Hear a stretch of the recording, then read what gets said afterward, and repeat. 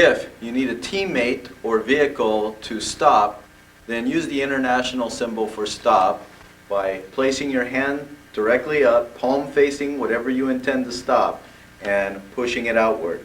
This is a symbol recognized throughout the world, whether you're in Egypt, British Columbia, or Brazil. It's all going to be the same. If you want your group or a team member to hold up or stop, bring up your fist, hold. The hand signal to go is pointing your finger and pushing it out toward the area you want to go. If I want to go this way, I let them know and I draw my hand back and forth, pointing in the direction I wish to go or I wish someone else to go. If I point to you and I say with my hand, that means you're going there. If I point to myself and I do this, I'm going there. If you want somebody to come towards you, then you will draw them in like this with this hand signal. Moving in means come to me. If you want somebody to come to you, usually it's a group of people, you want to rally up, then you hold up your index finger and you will do a circle in the air. And again, you want to exaggerate everything and make everyone see it, so this means rally up or assemble. Not only that, it's great for kids if you have kids, because instead of yelling at them, you just do this gesture, and if they know it, they know you want them to all assemble and come to you. Same thing with a tactical team. They may be all over, get their attention, and rally up. If you want somebody to run towards you, then you want them to double time. Make a fist and bring it up into the air. If you want to specifically point out somebody, you point to them, you tell them to come here, double time. If you want a team or a team member to go back in the direction that they came, then you will do a 3/4 circle pointing rearward.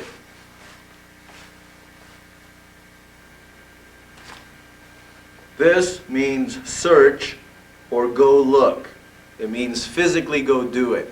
Whereas we said that this one means observe or look, this one means you're physically going to go over to that area, or you're pointing to somebody else. If I point to this person over here and say look, that means I want him to search. If I point to you and I say search, that means you physically go over there. Whereas again, this means just look or observe only. Now, to ask if somebody's ready or to say that you're ready, simply put up your hand and thumbs up. Thumbs up means I'm good to go, or we're ready to move, or we're locked and loaded. It just means you're ready to go. If you wish somebody to go around a corner, then simply take your hand and move it back and forth in the direction you want them to go. If you want them to go the opposite way, then you will tell them to move that way. If you want them to go down, perhaps down a stairwell, then you will do this motion. Or perhaps we're going up into an attic, then you will do the symbol for going up. For objects that you want pushed, just shove your hands forward. If you want something carried, then you put your hands on one side and make an arch as if you're carrying something. Again, it doesn't matter which direction you start from, carry. If you want something moved, then the symbol for that would be to pick up something and then let it go over here.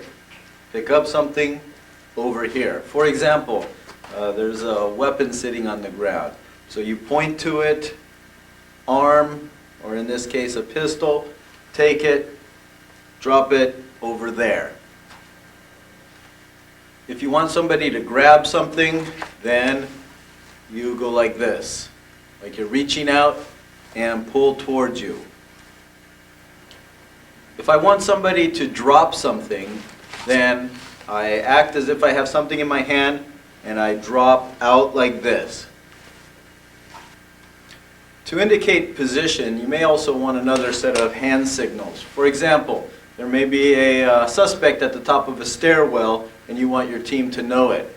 So I would say, suspect, point to where you're at, top. So you hold your palm up straight to the person that you're communicating with and you bring your hand up, that means top. So suspect at the top of a stairwell. Doesn't have to be a stairwell, it could be the top of a building or the top of the van, whatever is the situation. Now the next one would be the middle, so anything in the middle, whether it's an object or a person, and then of course the bottom, all right?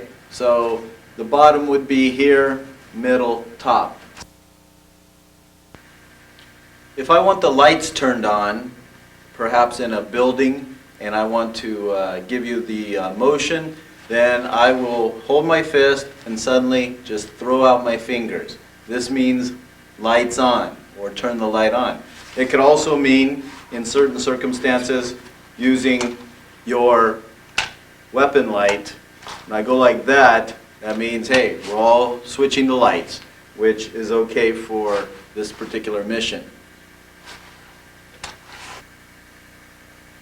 Just as we have the gesture for light or flashlight, we also have one for dark. And dark, of course, is hands cupped over the eye.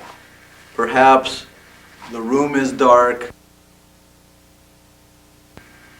In cases where you want something closed, such as a closet door, a door to a bathroom, or whatever, you will take your hands and you will place opposite.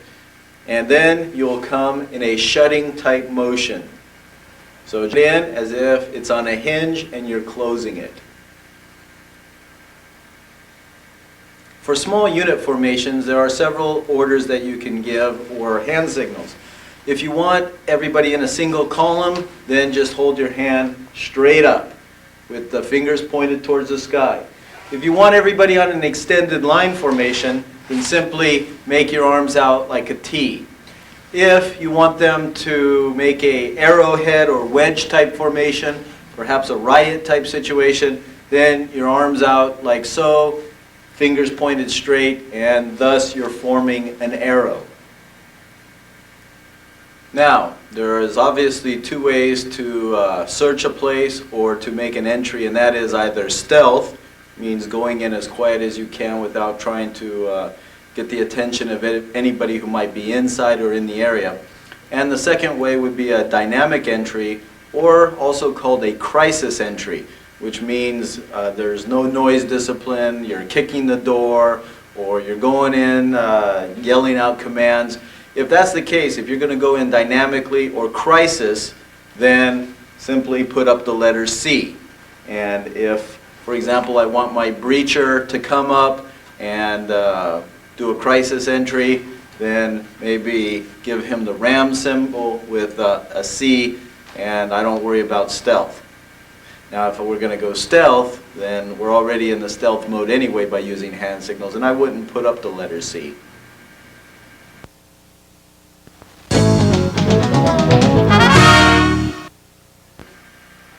If you want to indicate that somebody is armed, then hold up your hand like a gun and finger back and forth like a hammer falling. Again, you need to exaggerate and let someone know. This means that they're armed. If I want to say they're armed with a shotgun, I hold my finger up, then that would indicate that they're armed with a shotgun. If I wanted you to bring me a shotgun, then I would point to you, I would have you come over with the shotgun and bring it to me.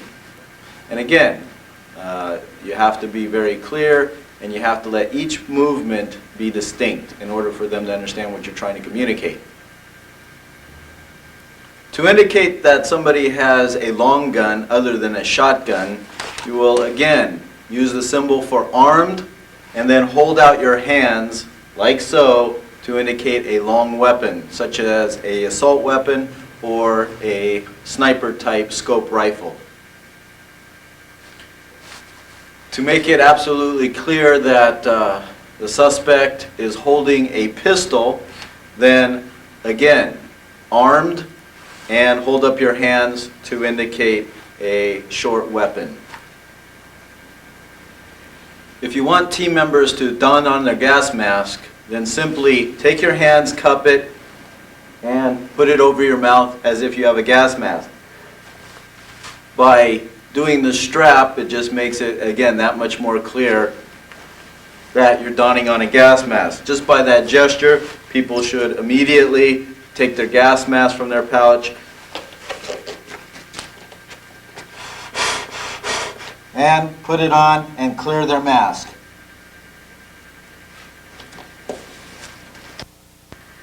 In many situations, searches, hostage rescue situations, we may need a ballistic shield.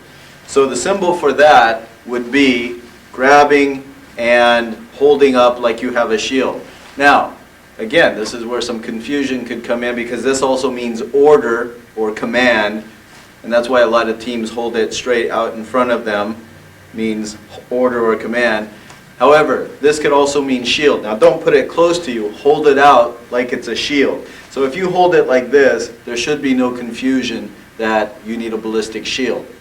If you want to go one step further, you can hold it out, put the gun to the side, and that could also mean bring up a shield or I need a shield. If you come up to a corner and you need to look around that corner with a mirror, and perhaps you don't have one on you or you need a larger one with the flashlight on it, then this is the symbol for mirror, right? The reflection, turning it from side to side. So you may want to indicate, get your team's attention, maybe you're the point man, and you indicate you need a mirror brought up, all right? To indicate flashbang, then you simply pretend you're holding a flashbang, cup it, and do a tossing motion. This will be flashbang. The symbol for a screwdriver would be hold your hand out flat, palm facing towards you. Take your index finger and your middle finger and then make a screwing motion into the palm of your hand. A hammer would be holding your hand like so in a fist and taking the other hand and hammering it as if you're hammering a nail into a board. The symbol for wrench is to hold your hand up in a fist, your other hand in a fist, and then make a motion from the top of your fist down to the bottom. To indicate a saw, place your free hand with the palm facing the ground and your other hand vertically, and then do a drawing motion horizontally as if you're sawing through a piece of wood. To indicate knife, whether the suspect has one or you need one as a tool, you'll hold your fist up like so. You'll take your index finger and your middle finger and keep them together. Then you'll make a slicing motion.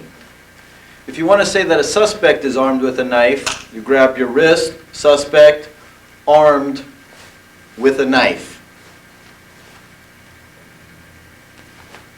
To indicate a door, you simply put your fingers up here above your head, bring them out and straight down and stop there. This indicates a door. Again, touch together, up to the side, draw the rectangle and stop there. If you want to indicate window, you start up here and you draw a square. You will complete the square. And of course, this is the symbol for window. If you want to indicate addict, above your head and draw a square.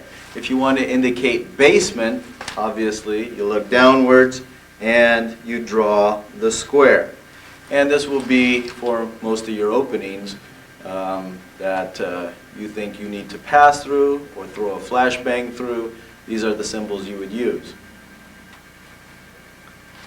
This means the side of the building, just your hand flat going up and down. Or this may mean the top of the wall or other obstacle. Perhaps you're telling somebody to you move to the side of the wall, or perhaps you go over the wall. So it can mean wall, side of building, or a couple other applications, but by you pointing to the object, it will become more clear.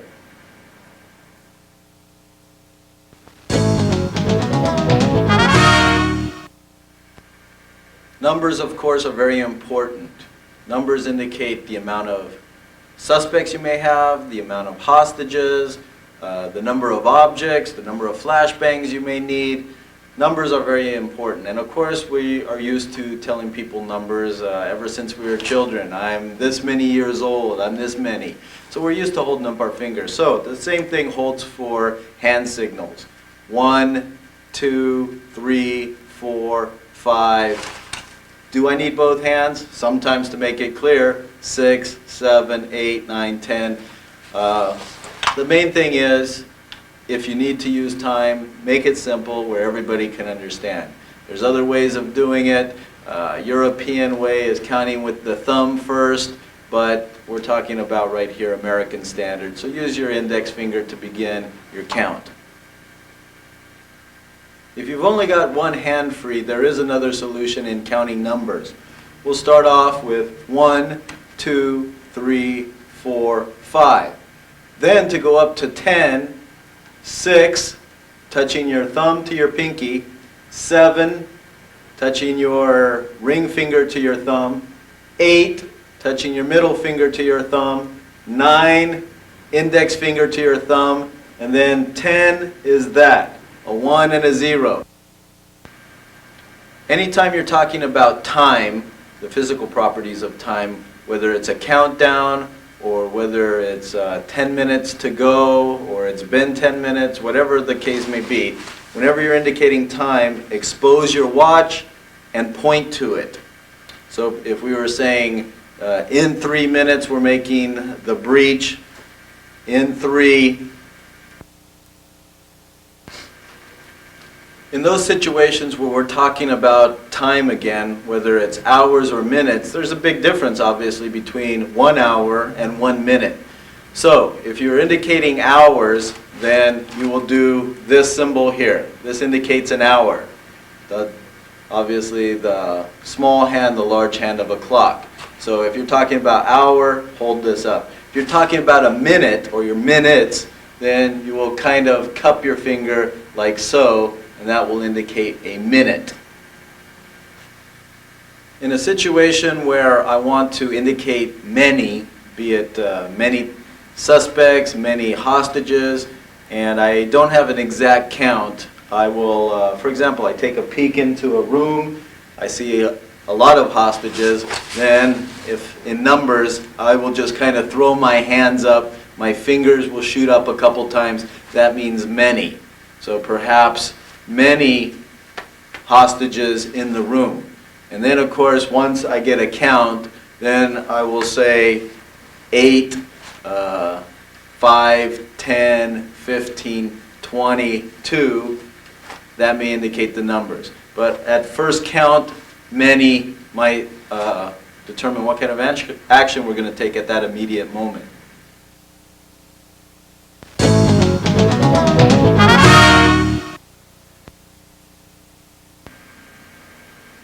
Since tactical operations often require the use of air support, we're going to learn a few hand signals for marshaling a helicopter onto the ground or in the position you want it once it lands to perhaps unload its cargo or crew members.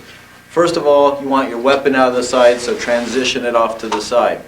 Whenever you hold your arm straight up, that indicates to the helicopter pilot that you are marshaling in the aircraft.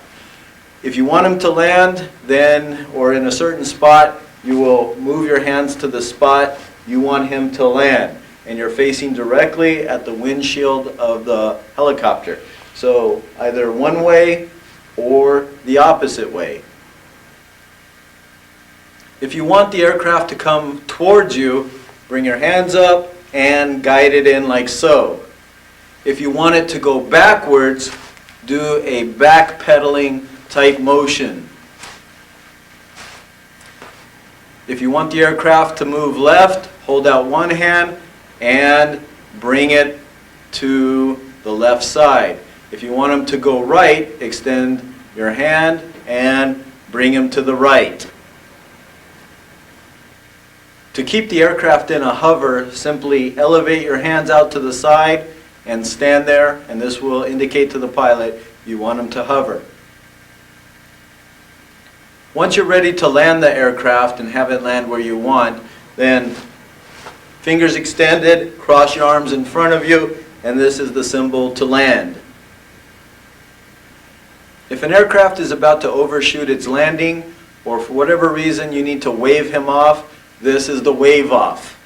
It means you're not good or you need to get out of here, and then from there you'll communicate for further directions.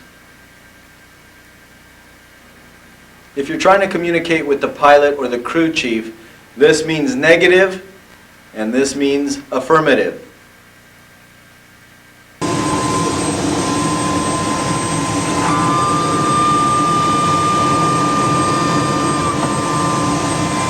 If the pilot inside the cockpit gives you a thumbs up, then that means he's ready for takeoff. You may find yourself operating in hours of darkness, in which case you have to communicate to the helicopter with light signals or infrared, or perhaps you're dealing with an armored personnel carrier that's about to enter the area. Well, we'll use light signals. If I blink on and off my light, that means go into rear. Obviously I'm using my weapon here. You'd want a dedicated light for that, but for a point of demonstration I'll use my weapon here. And that is, blinking on and off means to reverse. If I want a vehicle or aircraft to come forward, then I will keep the light on and I will go up and down. And this means that they are to proceed forward. If I want them to go to the left, then I will circle to the left. If I want them to go to the right, I will circle to the right.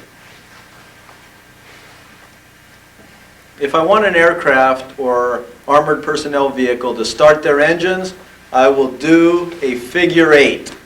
Just into the air, do a figure 8.